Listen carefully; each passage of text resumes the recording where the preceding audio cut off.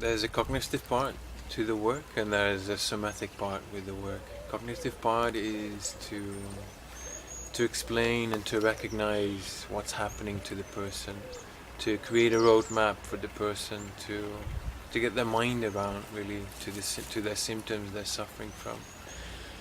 And there's a somatic part. Somatic means the body part, where you're working with the emotions, you're processing the emotions, you're going into the emotions that are a big part of suffering post-traumatic stress. And you use both of them together in the work.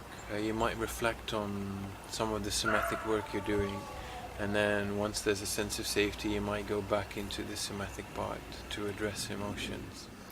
So with each trauma there's always a core emotion that relates to a sense of helplessness or overwhelm, and that can be different depending on what kind of trauma you've gone through.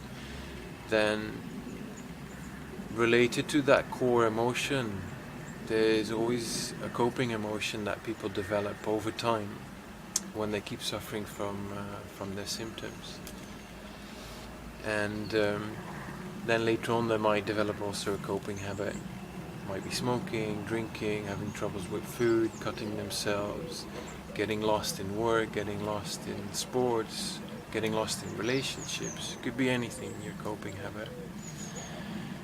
And to the core of the emotion there's always a sense of blame, guilt or self-reproach, which is also inherent to the trauma.